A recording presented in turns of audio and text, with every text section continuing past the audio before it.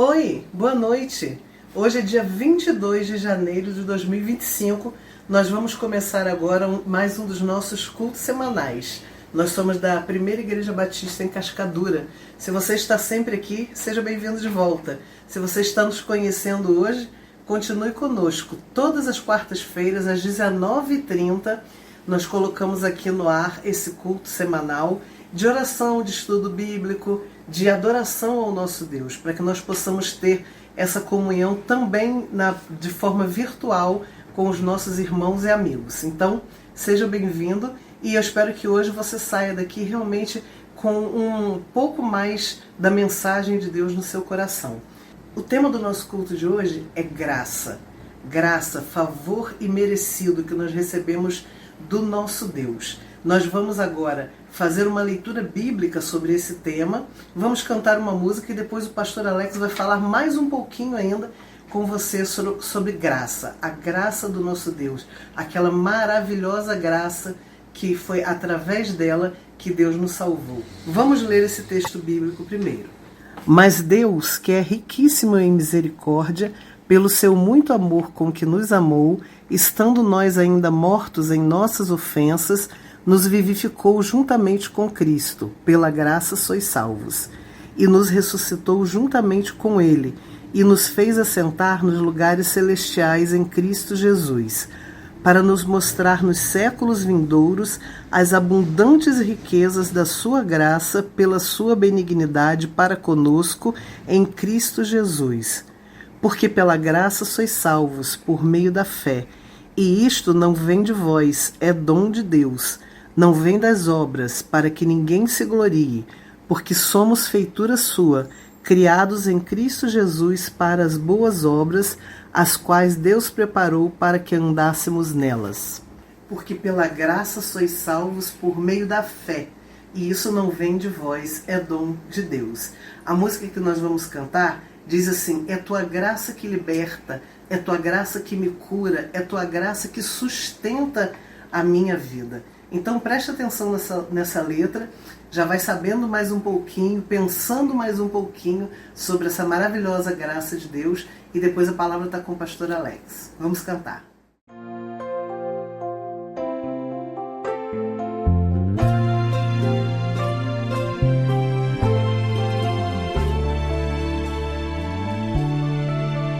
É tua graça que liberta, é tua graça que me cura, é tua graça que sustenta minha vida. Por teu sangue tenho acesso à tua graça preciosa.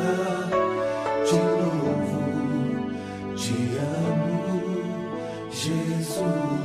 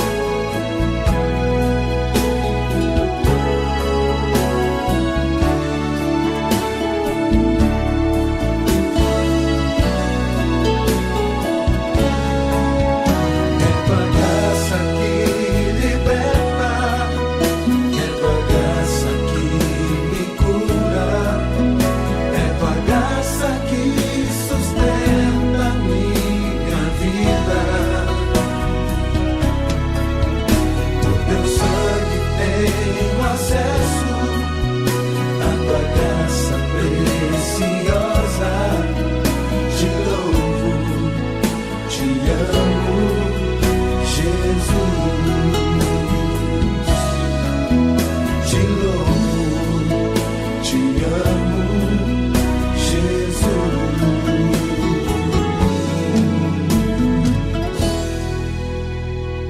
Olá, meu irmão, olá, minha irmã. Saúde a todos com a graça e a paz do nosso Senhor Jesus Cristo, amém? Talvez você não me conheça, eu sou o pastor Alex, sou pastor auxiliar da Primeira Igreja Batista de Cascadura. Você pode estar me assistindo agora pela sua TV, pelo seu celular ou pelo seu computador, mas independente disso, estamos juntos. E o meu momento aqui, e o momento que nós prestamos agora esse culto, é um momento de reflexão. É um momento onde vamos refletir sobre a graça do Senhor. É um momento que vamos refletir sobre o favor imerecido de Cristo derramado sobre as nossas vidas em seu ato de salvação por nós. A graça é aquilo que nós recebemos do Senhor através da nossa salvação, através da ação de Jesus na cruz, e é aquilo que nos salva. Eu e você não somos merecedores, mas mesmo assim o Senhor olhou para nós e decidiu nos abençoar e nos salvar. E aí o texto que eu escolhi, é um texto um pouquinho diferente, mas um texto que fala muito ao meu coração e com certeza você o conhece muito bem e já falou bastante ao seu coração também. Mas não é um texto para aqueles que são um pouco mais ávidos no estudo bíblico sobre o livro de Gálatas, por exemplo. Na verdade, nós vamos estar lendo um texto de uma das ações de Jesus. Nós vamos estar lendo o texto do cego de nascença. E aí você pode ficar tranquilo que o texto vai estar sendo projetado aí na sua tela. A minha versão é NVI, então pode ser um pouquinho diferente da sua, mas como eu disse, ela vai ser projetada e não tem problema, você pode pesquisar na sua Bíblia essa leitura em outro momento, num teu momento de devocional, por exemplo. E o texto ele se encontra lá no Evangelho segundo João, no capítulo 9, do verso 1 até o verso 7, e ele vai estar dizendo o seguinte: Ao passar, Jesus viu um cego de nascença. Os seus discípulos lhe perguntaram: Rabi, quem pecou, este homem ou seus pais, para que ele nascesse cego? Jesus respondeu: Ele não está assim pelos pecados dele, nem pelos pecados dos pais, mas para que se manifeste nele a obra de Deus. É necessário realizar as obras daquele que me enviou enquanto é dia, e a noite se aproxima, quando ninguém pode trabalhar. Enquanto estou no mundo, sou a luz do mundo. Depois de dizer isso, cuspiu no chão, misturou terra com saliva e colocou nos olhos do cego. Então lhe disse: vá lavar-se no tanque de Siloé, que significa enviado. O homem foi, lavou-se e voltou vendo.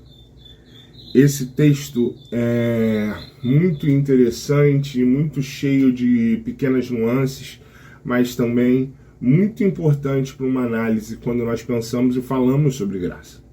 Entender o panorama que acontece aqui e o movimento que está acontecendo nesse momento é extremamente importante para nós.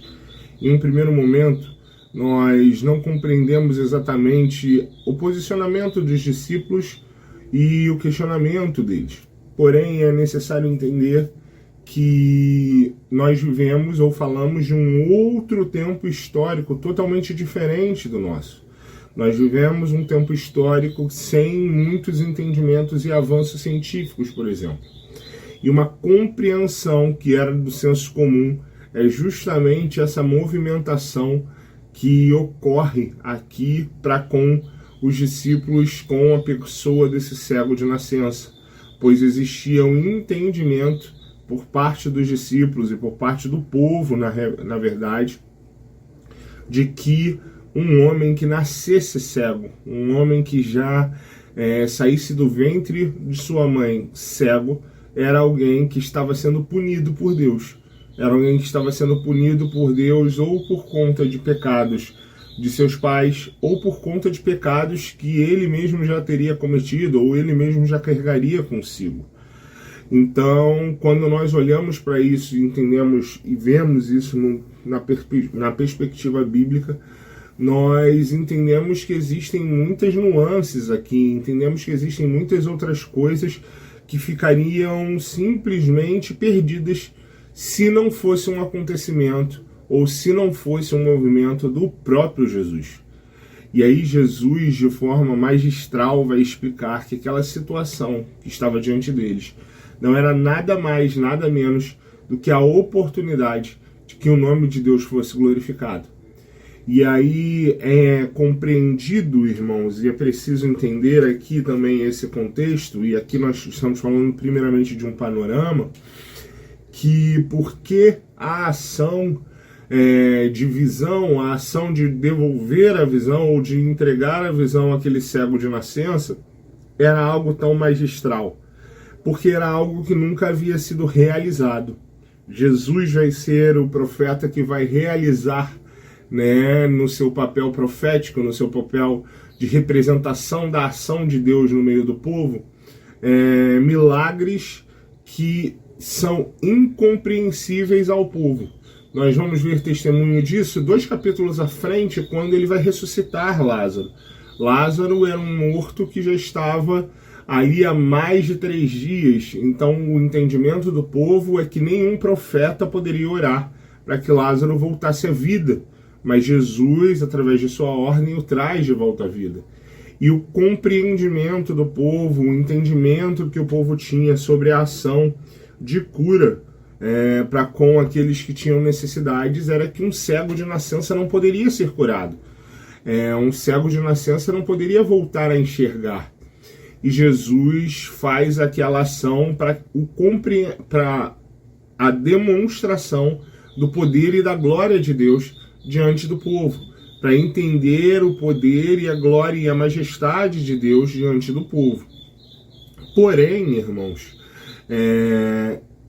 muito além disso também, e tão importante quanto isso, na verdade, nós temos justamente nesse texto uma ação de graça, uma demonstração da graça do Senhor sendo derramada sobre a vida de alguém diante de testemunhas, diante dos nossos olhos que leem o texto. Pois, afinal de contas, nós não temos aqui alguém que possivelmente tinha um pecado original ou alguma questão desse gênero que o condenasse àquele lugar. Mas o Senhor entende que ele não recebia ou que ele não merecia aquela cura, porém assim mesmo ele o faz, porque afinal de contas era necessário que a glória de Deus fosse manifesta através daquela vida. Então, alcançar o favor imerecido de Jesus é a grande demonstração de graça que nós temos aqui. Aquele homem, como o nosso pastor falou em outras oportunidades, quando falava, por exemplo, sobre o cego Bartimeu, possivelmente, como todos os outros deficientes e pessoas que viviam como pedintes no tempo de Jesus, era alguém que era marginalizado, era alguém que estava lançado à par da sociedade. Aquele homem possivelmente não era exatamente reconhecido. O texto mais à frente vai dizer que ele era uma figura tão ignorada e tão não vista pelo povo, que depois que Jesus vai curar a sua cegueira, as pessoas que estão ao redor dele nem mesmo o reconhecem, pois, afinal de contas, talvez eles nunca tenham olhado para ele realmente nos olhos, nunca tenham conseguido fechar o seu perfil, a sua face. Por quê?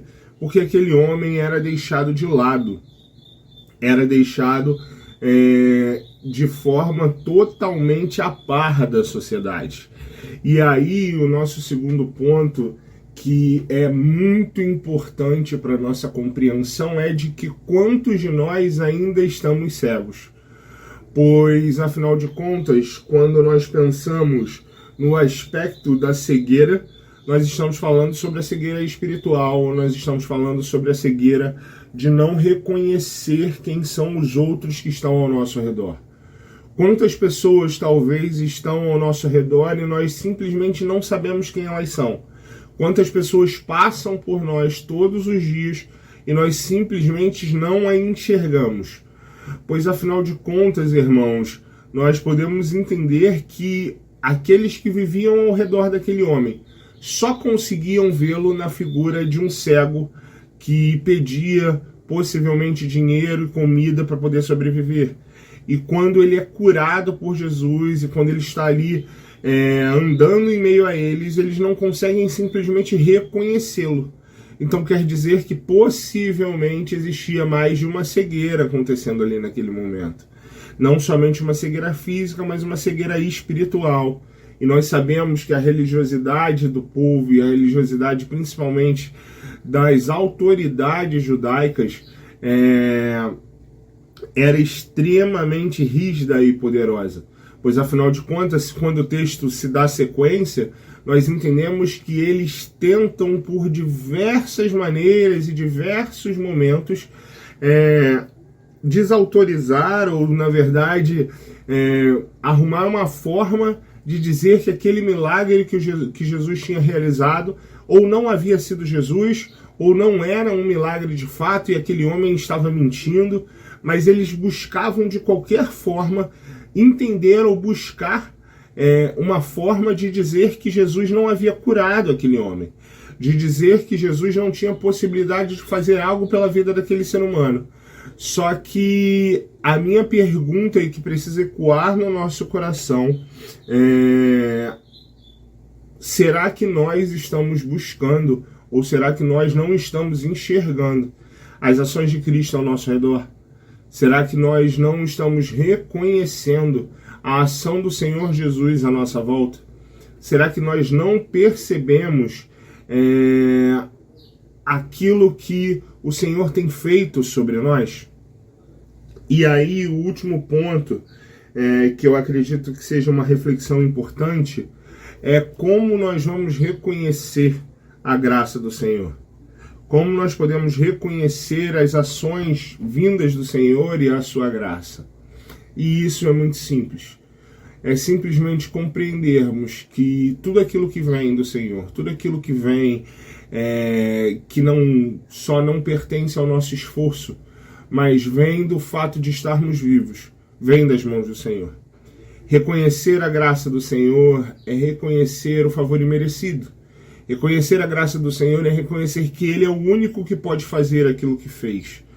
Jesus faz um milagre com esse homem, na vida desse homem, de uma forma que foi necessário para algumas pessoas tentar sufocar essa informação, tentar sufocar ou mentir que aquilo não havia acontecido. Pois afinal de contas era algo tão grandioso e era algo tão poderoso que só poderia ser vindo do próprio Deus. Então nós precisamos entender que a graça é o favor imerecido de Cristo derramado sobre as nossas vidas. Que a graça é o poder de Deus para a salvação das nossas vidas. Que a graça é o favor imerecido que nós recebemos do Senhor. É o reconhecimento de entender que Deus é soberano, mas mesmo sendo muito, muito, muito maior do que nós, Ele nos olha, nos reconhece, nos ama e decide nos salvar. Decide salvar a mim, a você e principalmente, aí eu acho que é um dos pontos mais importantes para nós compreendermos, decide salvar a qualquer um que esteja disposto a pedir, a qualquer um que esteja disposto a se reconhecer como aquele que ainda não recebeu graça, para que esse favor imerecido possa salvá-lo e transformá-lo. Então nós, como Igreja de Cristo, que nós possamos pedir ao Senhor que Ele abra os nossos olhos, que Ele derrame sua graça sobre as nossas vidas, para que essa graça possa ser espalhada ao nosso redor, espalhada a todos aqueles que estão não só à margem da sociedade, mas aqueles que ainda não entendem, não reconhecem que não existe nada que nós possamos ter, não existe nada que nós possamos fazer, que nos façam ser merecedores daquilo que é realmente um tesouro, que é a salvação em Cristo Jesus. Então, que nesse momento eu e você possamos buscar da graça do Senhor, que eu e você possamos sempre agradecer a Ele esse favor que recebemos sobre a nossa vida, que é imerecido, e possamos abençoar a vida de outras pessoas, levando essa graça, levando essa notícia de salvação àqueles que estão ao nosso redor. Que o Senhor nos abençoe. Preciosa graça de Jesus, que um dia me salvou, perdido andei sem ver a luz, mas Cristo me encontrou. A graça então meu coração do medo me libertou.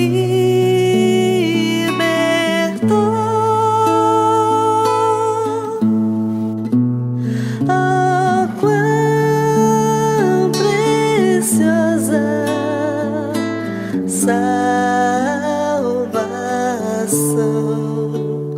a graça me outorgou.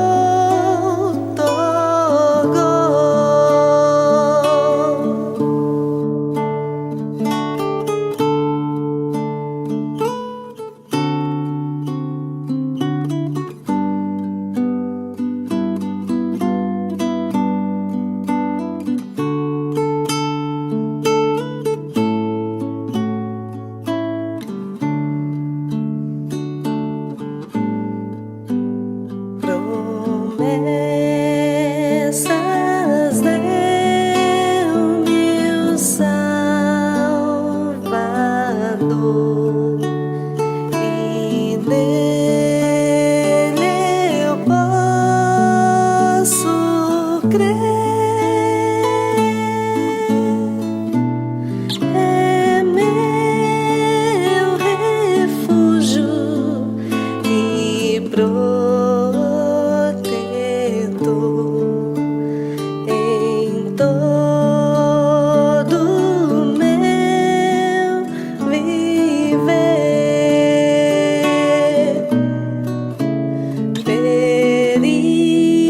Perigos mil atravessei e a graça me valeu. Eu sou e salvo, agora irei ao santo lar do céu.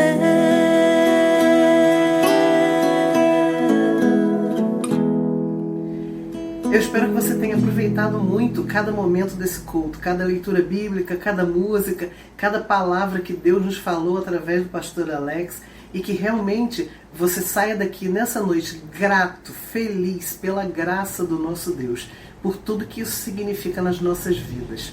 Nós vamos terminando aqui o nosso culto. Quarta-feira que vem nós estamos aqui novamente no mesmo horário. Se você não pode assistir quarta-feira às 19 horas, você pode assistir em qualquer momento, é só entrar aqui no nosso canal do YouTube, ok? O nosso culto presencial é no domingo, às 10 horas, lá no nosso templo em Cascadura. O endereço vai estar aqui na legenda para você que nunca esteve lá poder chegar direitinho e cultuar a Deus conosco. Será uma alegria receber você lá.